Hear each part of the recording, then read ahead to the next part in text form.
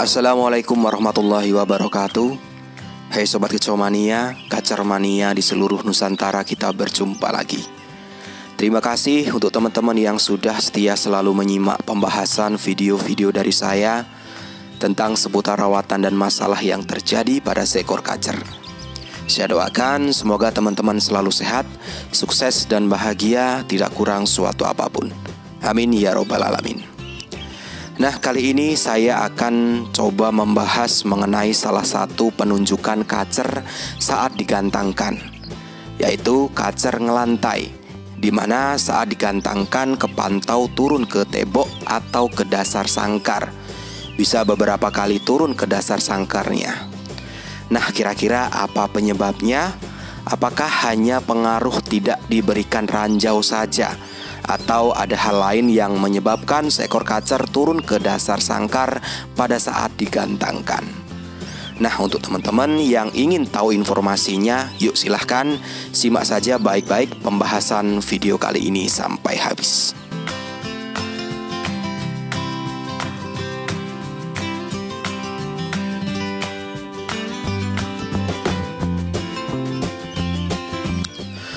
Oke Sobat Kicomania, kacer nebok atau ngelantai atau turun ke dasar sangkar adalah salah satu penunjukan yang sering sekali diperlihatkan oleh seekor kacer pada saat digantangkan. Penunjukan kacer ngelantai seperti ini adalah suatu hal yang menjengkelkan. Padahal kacer sudah main enak dari awal, ternyata di akhir penilaian saat banding-banding, kacer malah turun ke dasar sangkar. Gak tahu masalahnya kenapa. Dan alhasil kacer gagal untuk konser. Lalu kacer yang kepantau ngelantai seperti ini, apakah hanya karena pengaruh sangkar tidak diberikan ranjau saja? Atau ada penyebab lain yang menyebabkan seekor kacer turun ke dasar sangkar? Nah, di pembahasan kali ini saya akan mencoba membahas tuntas, tentunya versi pemahaman saya.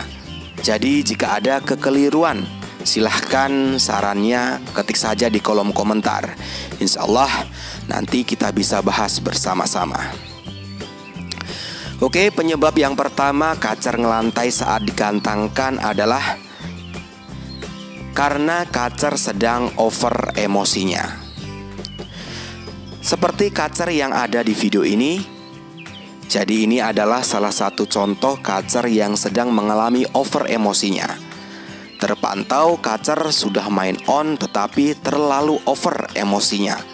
Jadi kacer mainnya gelisah, ngelantai dan lasak. Penunjukan kacer seperti ini jelas penyebabnya karena salah atau tidak pas di pemberian pola settingannya. Kondisi kacer main lasak dan ngelantai seperti ini sering sekali terjadi pada kacer fight tertinggi atau kacer tipe panas. Tetapi kacer fight terendah pun akan mengalami hal seperti ini juga. Over emosinya saat pemberian pola settingan yang sifatnya over, seperti jemur yang over dan umbaran yang over, yang tidak imbang dengan kebutuhan mandi dan istirahatnya. Untuk solusi penanganan kacer ngelantai dengan penyebab utama karena over emosi ini, yang pertama harus dilakukan adalah menganalisa dari riwayat rawatan sebelumnya yang sudah dilakukan. Misalkan kacer riwayat rawatan sebelumnya mandi jarang dan kebanyakan jemur. Berarti untuk solusi rawatan selanjutnya, kacer bisa ditambah mandinya, misalkan 2 hari sekali sampai tiap hari. Untuk jemur dikurangi atau sampai dihilangkan dulu. Untuk EF jangkrik, jika harian diberikan banyak, selanjutnya bisa dipangkas atau dikurangi pemberiannya. Minim saja, misal 2 pagi 2 sore. Dan extra fooding tambahan lain bisa diberikan kroto jika dirasa diperlukan. Misalkan sebagai contoh seperti ini, saya akan coba memberikan contoh riwayat rawatan sebelumnya seekor kacer. Jadi seekor kacer mempunyai masalah saat digantangkan main gelisah nabrak-nabrak, lasak dan ngelantai. Dan kadang kepantau ada bagongnya, mirip seperti kacer yang ada di video ini. Penunjukan lain, harian kacer minumnya boros sekali. Dan kepantau kacer hampir tiap harinya, kotorannya kepantau sering banyak airnya. Di mana riwayat rawatan sebelumnya, kacer ini diberikan mandi seminggu 2 kali, jemur sembari diumbar seminggu 3 kali, jangkrik 5 pagi 5 sore, harian full kerodong, dan penempatan di ruangan panas atau penempatannya di bawah asbes. Nah, dengan melihat riwayat rawatan sebelumnya itu, untuk pola settingan tadi, jelas kacer mengalami over suhu tubuhnya karena kacer over jemur dan over umbaran. Mungkin memang kacer tidak membutuhkan itu. Ketambahan lagi, mungkin untuk kebutuhan pemandiannya juga kurang. Dan ketambahan lagi yang paling fatal adalah penempatan harian kacer yang tidak nyaman.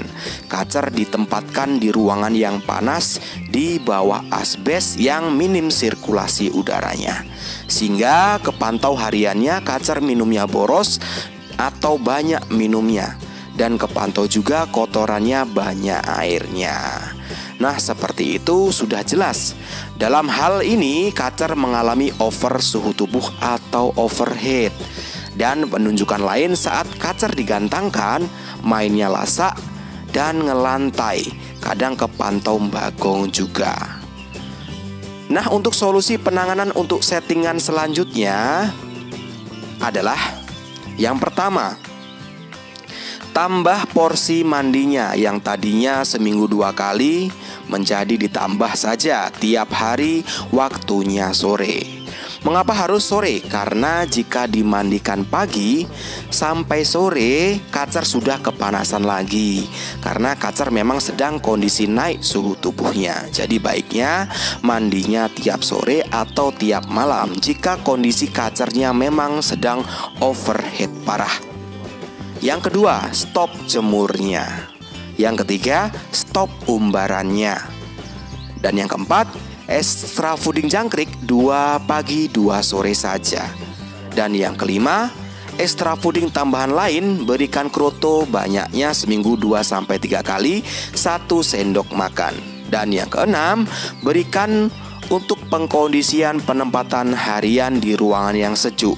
Jadi pindahkan penempatan hariannya jangan di ruangan yang panas, apalagi di bawah asbes yang minim sirkulasi udaranya.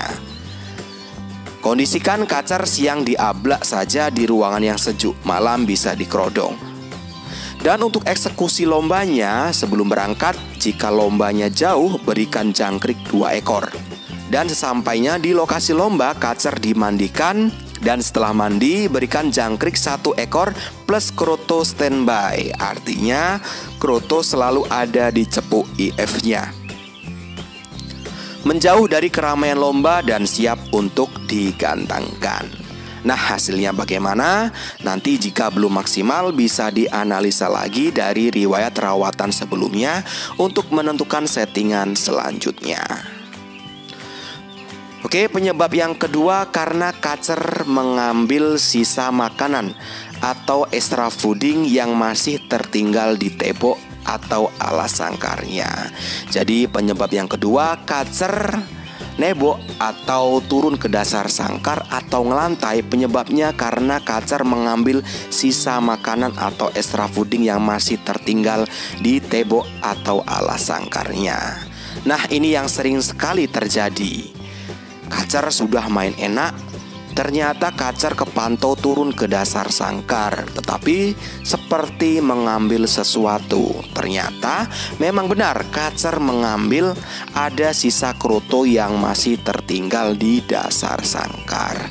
Alhasil kacer seharusnya ada kemungkinan besar bisa konser, ternyata gagal untuk konser karena ada kesalahan kacer turun ke dasar sangkar. Untuk kacer dengan kondisi seperti itu, hanya keteledoran sang perawat saja. Bisa diatasi ketika mau gantang. Jangan sampai lupa untuk membersihkan lagi sisa-sisa makanan atau IF Biasanya yang paling sering tersisa di sini adalah sisa kroto yang jatuh saat memberikan ke kacernya. Pokoknya jangan sampai ada ketinggalan satupun fur atau extra fooding di dasar sangkar agar tidak terjadi sesuatu yang tidak diinginkan saat kacer digantangkan. Salah satunya kacer tiba-tiba terjun ke dasar sangkar hanya untuk mengambil sisa fur atau extra fooding tadi. Lalu mengenai ranjau seperti pemasangan senar atau bola-bola atau ada yang memakai rumput-rumputan dimana untuk menakut-nakuti kacer. Harapannya kacer nggak turun ke dasar sangkar. Jadi sebenarnya itu sifatnya hanya sementara. Mungkin awal-awal saja kacer akan takut, tetapi ketika kacer sudah nggak takut lagi, kacer pasti akan tetap terjun ke dasar sangkar. Apalagi kondisinya kacer sedang mengalami overheat atau over emosinya. Jadi untuk ranjau tidak akan berguna lagi. Jadi tetap yang utama harus dibenahi adalah bagaimana caranya agar kacer tidak over emosinya, sehingga kacer tidak berpikir untuk terjun ke dasar sangkar atau ngelantai lagi. Oke Sobat Kicau Mania, jadi itu tadi penjelasan sekaligus pembahasan tuntas mengenai penunjukan kacer di mana pada saat digantangkan ke pantau nembok atau turun ke dasar sangkar atau ngelantai, di mana saya sudah jelaskan mengenai penyebab beserta solusinya. Semoga pembahasan kali ini bermanfaat. Untuk teman-teman yang mau bertanya, silahkan langsung saja ketik di kolom komentar. Nanti saya akan berusaha untuk menjawabnya. Tetapi jangan lupa tolong sertakan riwayat rawatan sebelumnya agar saya lebih mudah untuk menganalisanya. Oke, sampai berjumpa lagi di pembahasan berikutnya masih tentang seputar rawatan dan masalah yang terjadi pada seekor kacer. Salam Kicau Mania, salam sukses untuk kita semua. Wassalamualaikum warahmatullahi wabarakatuh.